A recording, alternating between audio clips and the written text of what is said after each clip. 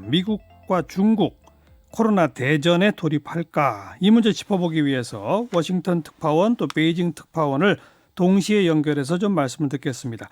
먼저 워싱턴의 권민철 특파원 안녕하세요. 네, 안녕하세요. 워싱턴입니다. 네, 베이징의 안성용 특파원 안녕하세요. 네, 안녕하십니까. 베이징입니다. 네, 먼저 권민철 워싱턴 특파원 지금 네. WHO 총회에서 미국이 뭐 WHO에 돈 안 내겠다 뿐이 아니라 한 달 뒤에 탈퇴하겠다 이렇게 했다면서요? 네, 그렇습니다. 월요일, 화요일 총회가 있었는데요. 먼저 미국 그 복지부 장관 그리고 국무장관 이렇게 나란히 나서서 아주 그 중국에 직격탄을 날렸습니다. 예. 관련 사실을 그 코로나 관련 사실을 초반에 은폐했다는 점, 또 WTO가 WHO 그러니까 세계보건기구가 관리를 잘못했다. 예. 그래서 많은 목숨들을 잃었다. 그리고 트럼프 대통령도 WHO 사무총장 개인에게 편지를 보내고 그 편지를 트위터에 공개를 했거든요. 예. 이 편지를 조금 음미를 해볼 필요가 있습니다. 예.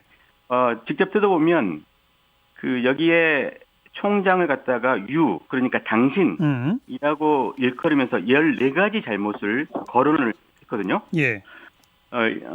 중국에서 전염병이 돌기 시작할 때 일단 조사를 안 했다는 것, 예. 관련 정보를 다른 나라들과 공유하지 않았다는 것, 또 중국을 감싸면서 미국은 비판하고, 또 중국의 잘못된 정보만 믿고 중국이 마치 투명했다 이러면서 이제 칭찬을 하거나 두둔했다는 것, 예. 그리고 또 시진핑과 한통속이 됐다, 뭐 이런 내용들입니다. 예. 그러니까 형식적으로는 그러니까 아까 너의 잘못이지만 듣고 보면 전부 중국과 관련된 거죠. 그러네요. 예, 이렇기 때문에 이제 그 미국이 WHO에 매년 기부해왔던 그 돈을 영원히 이제 그 기부하지 않겠다. 안 내겠다. 그리고 그리고 이제 아예 미국이 이 WHO 멤버에서 탈퇴하겠다. 이렇게까지 이제 엄포를 놓았던 겁니다. 예. 근데 이제 조건부였다면서요. 제대로 지금 이 문제가 되는 거를 조사하거나 이러지 않으면 한 달 뒤에 탈퇴한다라고 했다는데 진짜 한 달 뒤 탈퇴할까요? 30일 그동안에 이제 그 시한부로 지원금을 주지 않겠다고 했다가 이제 앞으로 영원히 주지 않겠다. 그래서 점차 이 압박 강도를 높여 오고 있다고 봐야 되겠습니다. 예. 그렇기 때문에 지금 그 멤버십에서 탈퇴를 하겠다는 것도 그냥 허황된 어떤 엄포로만 들리지 않는다고 봐야 될 것 같습니다. 예. 베이징의 안성용 특파원, 중국은 이런 트럼프 대통령에 대해서 어떻게 대응하고 있어요? 네, 이제 시진핑 주석이 직접 나서서 코로나19 책임론을 반박하거나 미국을 비난하지는 않고 있습니다. 예. 그렇지만은 지난 18일 열렸죠. 세계보건기구 총회 화상연설에서 코로나19의 기원이나 이게 미친 영향 이런 것은 세계보건기구 WHO가 중심이 돼서 조사를 해야 된다 이런 점을 분명히 하지 않았습니까? 예. 그리고 미국의 중국 책임론 이것에 대해서는 이제 중국 외교부와 관영 언론이 연일 방어도 하고 공격도 하고 잘 하고 있습니다. 예. 요지는 트럼프 대통령이 코로나19에 대해서 대응을 제대로 못하고 중국의 책임을 전가하고 있다. 이것이 되겠습니다. 네. 워싱턴에서는 그 여론이 어때요? 그 트럼프 대통령이 중국을 때리고 WHO에서 나가겠다 하는 거에 대해서 찬성 여론이 높아요? 아니면 반대가 높아요? 중국에 대한 그 미국 국민들의 반감이 고조되고 있어요? 그렇지 않아요? 반감이 고조되고 있다고 봐야 될 겁니다. 아하. 최근에 그 여론조사 결과가 나왔는데요. 그러니까 미국에서는 매번 그 중국에 대한 비호감도 조사라고 하는 걸 합니다. 예. 그런데 최근 조사 결과 보니까 미국 국민 3명 중 2명꼴로 그러니까 66%의 그 비호감도가 나왔거든요. 예. 요거는 2005년도부터 조사를 해왔는데 그 조사한 이래 가장 높은 수치입니다. 예. 그만큼 이제 비호감도가 높다는 건데 이런 조사를 하는 이유가 있습니다. 중국이 미국 일자리를 빼앗고 또 미국의 대중무역 적자가 그런 그 높은 이유 때문에 예.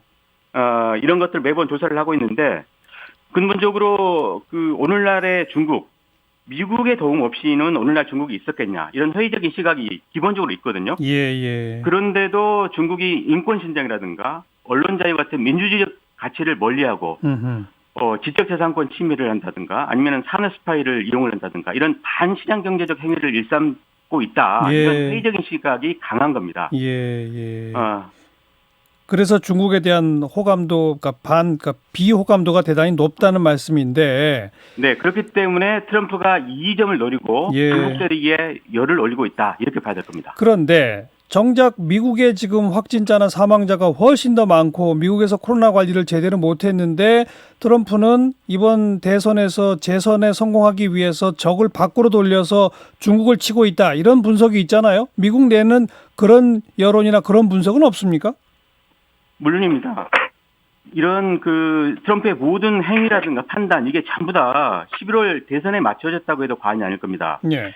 코로나19 이전만 하더라도요. 제가 이게 2월 1일부로 부임을 했는데 제가 와서 보니까 트럼프의 재선 가능성을 낮게 보는 사람은 주변에 찾아볼 수가 없었습니다. 그렇지만 지금은요.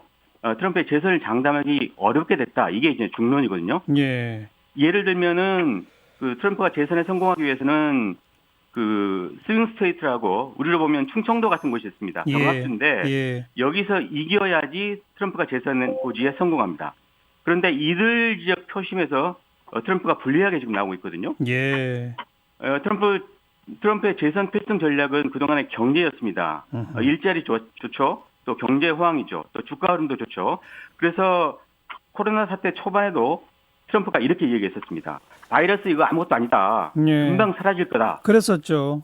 예. 그런데 이런 자기의 얘기가 나중에, 그러니까 시간이 지나면서 전부 다 허황되게 그러니까요. 들리지 않았겠습니까? 예. 사실과 다른 허언이 되고요. 예. 결국에 트럼프가 이 코로나 사태에 제대로 대응하지 못했다는 여론으로 귀결이 된 겁니다. 그래서 아까 이제 지지율이 나빠지고 있는 거고요. 예. 이 때문에 트럼프로서는 내 잘못이 아니다. 이렇게 이야기를 해야 되는 상황입니다. 그렇기 때문에 중국과 WHO의 잘못 때문에 미국의 피해가 크다. 이런 프레임으로 지금 몰고 가고 있는 겁니다. 네. 그렇긴 하지만 재선은 이미 어려워진 것 같다. 분위기는 그렇다는 말씀이고요. 자, 중국에서는 미국에서 이런 중국 책임론에 대해서 중국 내 여론은 어떻습니까? 안선영 특파원. 네, 이제 중국에서는 한국이나 미국처럼 언론을 통해서 다양한 목소리가 나오는 구조가 아니지 않습니까? 그렇죠. 원 보이스라고는 할까요? 예. 이 다른 목소리를 내면 잡혀가는 이제 사회가 중국입니다. 그러다 보니까 미국에 대한 이제 비판론 이게 주류를 이루고 있다 이렇게 보시면 되겠는데요. 시진핑 체제의 비판적인 지식인이라고 하더라도 코로나19 초기 대응을 제대로 못한 데 대해서는 비판적일 수는 있겠습니다만 예. 미국이 연일 제기하는 중국 책임론에는 동의를 하지 않고 있는 것으로 보입니다. 네. 그럼에도 불구하고 중국이 잘했다, 시진핑 주석이 잘했다 이런 선전에 염증을 느끼는 지식인은 꽤 있는 것으로 보이는데 이게 밖으로 표출되지 않고 있는 그런 이제 구조라고 할 수 있겠습니다. 네. 지금 내일부터 중국의 양회가 시작되지 않습니까? 그런데 거기서 중국은 코로나19를 성공적으로 막았다 이렇게 아마 선언할 예정일 것 같은데 거기에 대해서 불만의 목소리는 없어요? 네, 이제 말씀을 드렸던 것처럼 이 중국에서 이제 중국 체제 내지는 이제 시진핑 주석의 지금 통치 행위 이런 것에 대한 이제 불만이 있을 수는 있겠으나 이것이 밖으로 이제 표출되지 못하는 구조이기 때문에 지금 밖으로 나오는 이제 여론은 이제 중국이 잘했고 또 방역에 탁월한 이제 지도력을 보인 시 주석 때문에 코로나19를 이제 중국에 제압할 수 있었다 이런 것이 이제 중국 매체를 통해서 나오는 이제 코로나19에 대한 이제 중국 대응의 어떤 여론이라고 할 수 있겠습니다. 네, 그러니까 잠재적 불만은 있지만 터져 나오지는 않는다 이 얘기로군요. 근데 어쨌든 이 국제 방역에 미중이 함께 힘을 합해도 어려운 상황에서 이런 갈등 양상까지 보이는데 앞으로 미중 간의 사실관계가 검증되고 이 갈등이 해결될 가능성이 좀 있다고 보세요. 어떠세요? 두 특파원 생각을 한 마디씩 들어볼까요? 권민철 특파원부터. 네, 제가 먼저 네네. 말씀하세요. 예. 워싱턴 먼저 말씀드리겠습니다. 예. 트럼프로서는 이게 이제 위기인 건 분명하지만요. 승부사답게 게임을 하고 있다는 그런 생각이 듭니다. 예. 중국이 세게 나오면 나올수록 트럼프로는 호재로 생각할 가능성이 큽니다.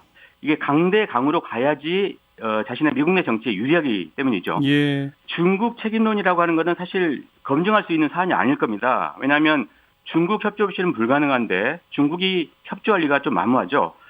트럼프도 아마 그걸 알 겁니다. 그럼에도 검증 주장을 하는 것. 그 이유는 아까 말씀드렸듯이 사태 초기에 중국의 은폐라든가 WHO의 판단 착오가 있었다는 점을 계속 강조를 해야 그래야 자기가 코로나 사태를 잘못 파악하거나 아니면 경시하게 된 것이 예. 다 이 두 때문이다. 예. 이런 핑계거리가 생기기 때문이죠. 예. 그렇게 해야지 또 자신이 그 대선 운동에 유리하기 때문이고요. 예. 그러니까 적어도 대선까지는 이 갈등이 해결될 기미는 없다는 얘기네요. 네. 안성용 특파원 생각은요? 네, 저도 비슷한 생각입니다. 미국과 중국이 어떤 방식으로든 합의를 해서 코로나19 기원을 밝히는 것은 이제 사실상 어렵다 이렇게 보시면 되겠습니다. 예. 기원 자체를 밝히는 게 어려울 뿐만 아니고요. 또 이 문제가 패권 다툼의 성격도 있지 않습니까? 네. 그러다 보니까 정치적으로 타협할 수 있는 이제 문제가 아닌 것이죠. 예. 그리고 트럼프 대통령이나 폼페이오 장관이 주장하는 게 우한 바이러스 연구소에서 코로나19가 나왔다 이거 아니겠습니까? 근데 이 중국 사람들도 대부분 다 그렇게 생각하지만 저 개인적으로도 과연 그럴까 하는 그런 의문은 있습니다. 이런 상황에서 중국이 섣불리 미국 측의 조사 요구를 받아들이지는 않을 것으로 이제 보입니다. 네. 자, 권민철 특파원, 심지어 미국은 중국이 가장 민감해하는 홍콩 문제까지 건드리고 나왔다면서요? 예, 최근에 폼페이오 국무장관이 문제 제기를 했는데요. 홍콩 내 미국 언론인들, 이 언론인들에 대한 간섭을 하고 있다고 해서 이제 문제 제기를 했는데, 예. 근데 사실 그 중국의 홍콩 간섭은 새삼스러운 일이 아니죠. 그런데도 굳이 이야기를 꺼낸 것, 그거는 이 문제 역시 아까 말씀드렸던 그 중국을 압박하기 위한 좋은 수단이다 이렇게 예. 이제 본 때문일 겁니다. 예. 중국은 그 홍콩을 영국으로부터 이제 반환을 받았죠. 97년에. 그런데 그때 일국양제 그러니까 일국가 이체제로 간다 이렇게 약속을 했었죠. 그런데 만약 중국이 이 약속을 어기면은 미국이 쓸 수 있는 대응 카드가 있습니다. 바로 홍콩 인권민주주의법인데 예. 이 법은 홍콩 자체 문제가 생기면은 홍콩에 대한 특별 대우를 모두 회수할 수 있게 만든 법입니다. 예. 그러니까 투자라든가 무역, 비자 발급 이런 데에서 이제 홍콩을 특별 대우를 하고 있는데 이 특별 대우를 박탈을 하겠다. 네. 이건데 뿐만 아니라 홍콩 자치를 훼손시킨 사람들 이런 사람들에 대해서도 자산 동결이라든가 아니면 미국의 입국 제한 조치를 취할 수가 있게 만든 그런 법입니다. 네. 여기에 대해서 중국의 반응은 어때요? 중국은 뭐 내일부터 열리는 양회에서 홍콩에 대해서 오히려 강경책을 검토할 거란 얘기도 나오던데 안성용 특파원. 네, 이제 중국이 민감하게 생각하는 부분이 일국양제를 거부하는 홍콩 사람들의 움직임, 그리고 본토에서 멀어지려는 대만 문제, 그리고 분리 독립 움직임을 보였던 신장 일구로 이 문제가 아니겠습니까? 이제 이런 것이지만은 기존의 강경한 입장을 이제 바꿀 움직임을 보이지는 않고 있고요. 예. 이제 얼마 안 있으면은 홍콩 소환법 반대 시위가 일어난 지 1년이 되지 않습니까? 그래서 이제 코로나19에 국제적 관심이 쏠려 있는 사이에 홍콩에서는 이제 반중 시위에 가담했던 사람들이 체포되고 중형을 선고받는 일이 벌어지고 있는데, 예. 중앙정부의 개입도 더욱 노골화되고 있고요. 최근에는 역사 시험 문제까지 문제 삼고 나서지 않았습니까? 네. 그렇지만은 이제 국가보안법 문제를 이제 국가보안법을 도입하는 문제, 이런 것들은 상당히 폭발성이 강한 문제이기 때문에 섣불리 접근할 문제는 아닌 것으로 보입니다. 과거에도 국가보안법을 도입하려고 했다가 홍콩 시민들의 강한 반발로 철회를 하지 않았습니까? 그렇죠. 그래서 국가보안법을 이제 도입을 하려다가 자칫 지난해 송환법 반대 시위 같은 대규모 저항에 부딪힐 가능성도 배제할 수 없기 때문에 좀 추진을 하더라도 인내심을 갖고 천천히 하지 않을까 이렇게 생각이 듭니다. 알겠어요. 코로나 그리고 홍콩 문제뿐 아니라 지금 화웨이에 대한 미국의 제재도 계속되고 있는데 이러다가 지난 1월에 가까스로 그 미 중간에 1단계 무역 합의를 맺긴 했는데 그게 깨지고 완전히 무역 전쟁이 재발되는 거 아니냐라는 우려가 있어요. 두 분 한 말씀씩 전망해 보시면. 네네. 트럼프가 중국과 무역 전쟁에 나선 것은 두 가지 이유가 있을 겁니다. 하나는 미국이 중국에 이용당했다고 본 때문이거든요. 네. 중국을 WTO에 세계 무역기구 WTO에 가입시켜 준 게 이제 미국이지 않습니까? 2011년도 오바마 때인데 그 이후에 중국은 자기들 이익만 챙겼다고 보는 겁니다. 예. 매년 그 미국의 대중 무역 적자 요게 해마다 늘어나고 있거든요. 예. 작년에 한 6천억 달러 가까이 일어났는데 이런 미국의 도움이 결국에 중국 경제 성장을 낳고 그런데 그 성장이 시진핑 이은 권력을 되레 키워준 꼴이다. 이런 자성이 지금 있기 때문입니다. 예. 또 다른 하나는 그 오바마 정권에 대한 분풀이 차원인데 트럼프는 하나에서 열까지 모든 정책에서 오바마 그림자 지우기를 지금 하고 있거든요. 예. WTO 가입, 그러니까 중국이 WTO에 가입한 거 역시 이제 그렇기 때문에 이를 되돌리겠다. 이런 아하. 차원에서 중국과 무역 불균형 문제를 지금 제시하고 있는 거고요. 네. 따라서 이번 그 일련의 중국과의 갈등, 이것도 트럼프에게는 중국과의 무역 전쟁 재개의 빌미가 될 여지 아주 높다고 이렇게 봐야 될 겁니다. 안성용 특파원은요? 네, 무역 전쟁이 미국과 중국 두 나라는 물론이고 전 세계에 미치는 영향이 막대하지 않습니까? 그렇죠. 그렇기 때문에 쉽게 결단할 수 있는 문제는 이제 아닌 것으로 보이고요. 네. 얼마 전에 화이 제재에서 봤듯이 미국이 중국을 고사시키겠다 이런 마음은 이제 먹고 있는 것 같습니다만은 예. 또 중국 입장에서도 그렇게 하면은 애플 같은 기업을 제재할 수도 있다 이렇게 경고음을 계속 내는 상황이어서 예. 트럼프 대통령이 섣불리 무역 전쟁을 다시 시작하기는 어렵지 않겠나. 그리고 벌써 5월 하순이고 코로나19는 여전히 진행 중이지 않습니까? 예. 그리고 미국 예. 대선도 얼마 남지 않았기 때문에 예. 본격적인 치킨 게임은 공화당이든 민주당이든 어느 쪽에서 정권을 잡든 간에 대선 이후에나 벌어지지 않을까 이렇게 생각을 해봅니다. 예.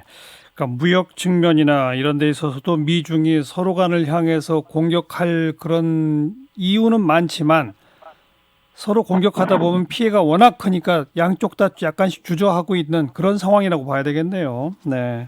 네, 그런 것 같습니다. 자, 워싱턴의 권민철 특파원, 베이징의 안성용 특파원 오늘 고맙습니다.